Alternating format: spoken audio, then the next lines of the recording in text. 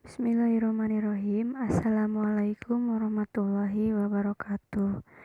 Selamat pagi anak-anak. Semoga hari ini sudah siap belajar ya. Bagaimana kabar anak-anak hari ini? Semoga Allah senantiasa memberikan kesehatan kepada kita semua. Amin. Nah, sebelum memulai pembelajaran, mari kita awali dengan membaca Bismillah terlebih dahulu. Bismillahirrahmanirrahim, agar Allah melancarkan niat kita untuk menuntut ilmu dengan niat karena Allah Subhanahu wa ta'ala. Baik, pada hari ini kita akan belajar mengenai kemagnetan dan pemanfaatannya. Adapun subjudul yang pertama yaitu pemanfaatan medan magnet pada migrasi hewan. Sebelumnya ibu mau tanya terlebih dahulu, pernahkah kamu melihat hewan-hewan yang sedang bergerak untuk mencari mangsa atau bermigrasi? Nah, salah satu cara hewan mencari mangsa atau bermigrasi itu dengan menggunakan prinsip kemagnetan. Jadi, hewan mampu mendeteksi medan magnet bumi karena di dalam tubuh hewan itu terdapat magnet sebagai alat navigasi. Nah, penggunaan magnet dan sifat kemagnetan di dalam hewan atau manusia disebut dengan biomagnetisme. Beberapa hewan yang memanfaatkan medan magnet untuk melakukan migrasi diantaranya yaitu burung, ikan salmon, penyu, dan lobster duri. Jadi, hewan itu bisa bergerak tanpa ia tersesat karena ia punya medan magnet di dalam tubuhnya, sehingga ia bisa mendeteksi medan magnet yang ada di bumi, sehingga ia menjadikan itu sebagai alat navigasi atau penentu arah kemana ia harus pergi. Nah, tadi disebutkan bahwa ada beberapa hewan yang memanfaatkan medan magnet di dalam tubuhnya. Di antaranya yaitu ada migrasi burung. Nah, burung elang dan burung layang merupakan jenis burung yang melakukan migrasi pada setiap musim tertentu. Nah, perlu kalian lebih ingat bahwa burung tersebut menggunakan partikel magnetik yang ada pada tubuhnya untuk menciptakan peta navigasi dengan memanfaatkan medan magnet bumi. Kemudian migrasi ikan salmon. Ikan salmon merupakan ikan yang melakukan migrasi untuk berkembang biak. Nah, ikan salmon memiliki kemampuan untuk kembali ke aliran sungai air tawar tempat awal mereka menetas dan tumbuh setelah berenang ribuan kilometer mengarungi lautan. Jadi berdasarkan hasil penelitian bahwa ikan salmon itu setelah melewati sungai Fraser, setelah 2 tahun bermigrasi mengarungi Samudra Pasifik, ia bisa kembali lagi ke sungai tersebut. Hal ini karena sungai Fraser itu memiliki medan magnet tertentu yang dapat dideteksi oleh ikan salmon. Kemudian selanjutnya ada migrasi penyu. Penyu itu memulai dan mengakhiri migrasi di pantai timur Florida, Amerika Serikat. Penyu bermigrasi secara sendiri. Kemudian waktu yang dibutuhkannya itu 1 kali migrasi selama 5-10 tahun. Nah, pergerakan penyu dalam mengikuti jalur medan magnet bertujuan untuk menjaga penyu agar tetap berada di lautan yang hangat dan wilayah yang kaya akan sumber makanan. Kemudian migrasi lobster duri. Nah, Knut Lohman meneliti kemampuan lobster duri untuk mendeteksi medan magnet. Hasil penelitiannya menunjukkan bahwa lobster duri itu dapat merasakan medan magnet bumi untuk memandu migrasi yang dilakukan dari lepas pantai Flora menuju lautan lepas yang lebih hangat dan tenang di setiap akhir musim. Nah, berikutnya yaitu magnet dalam tubuh bakteri.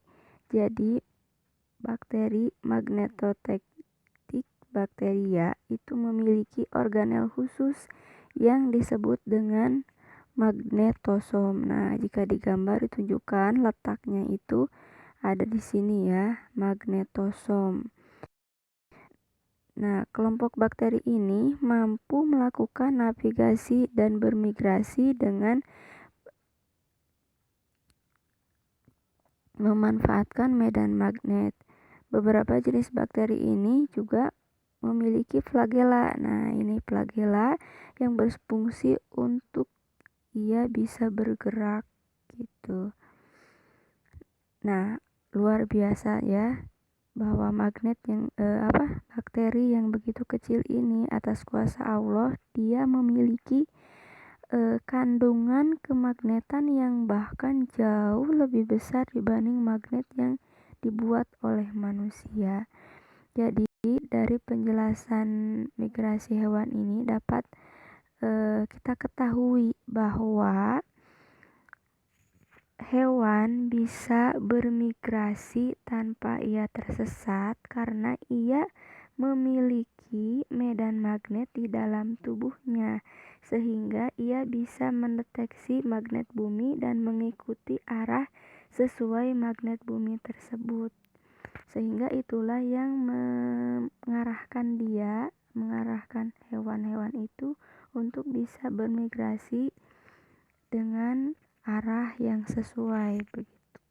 Kemudian yang kedua itu teori dasar kemagnetan. Yang pertama, konsep gaya magnet.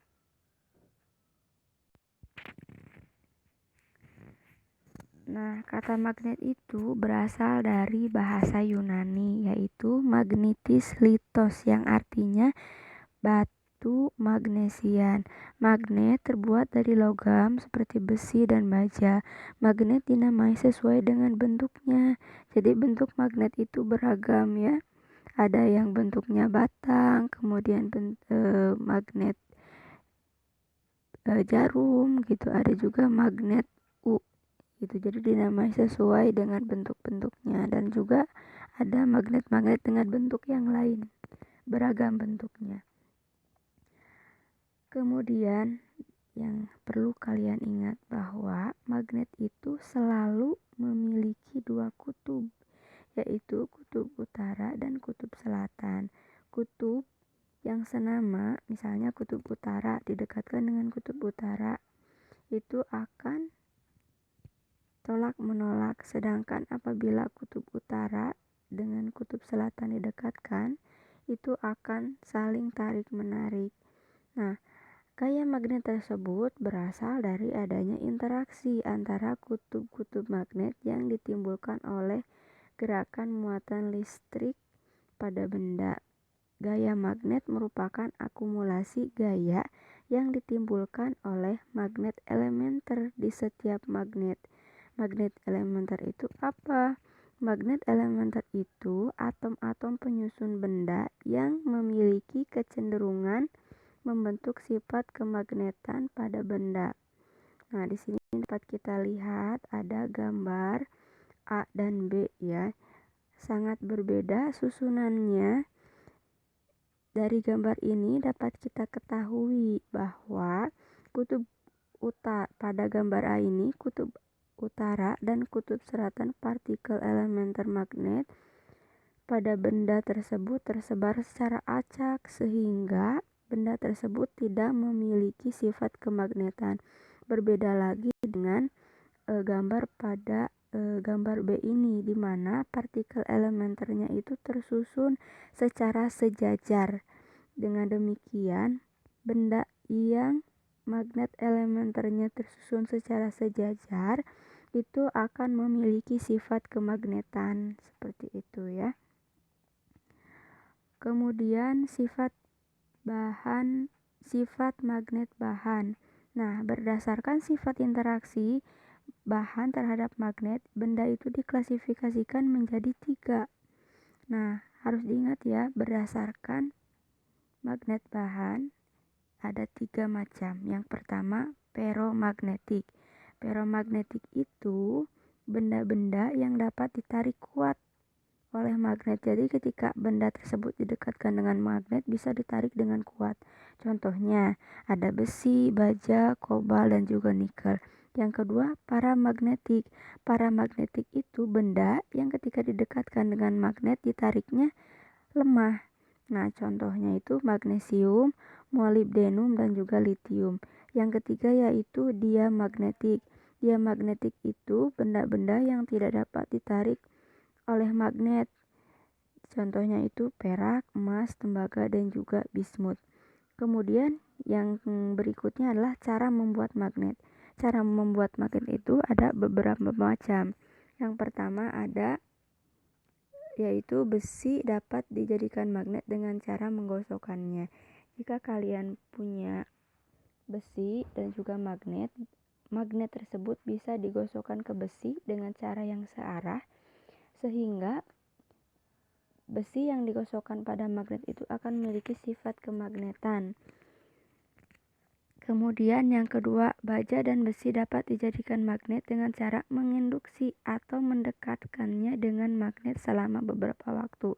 Jadi ketika suatu magnet didekatkan dengan besi, itu akan memiliki sifat kemagnetan selama beberapa waktu.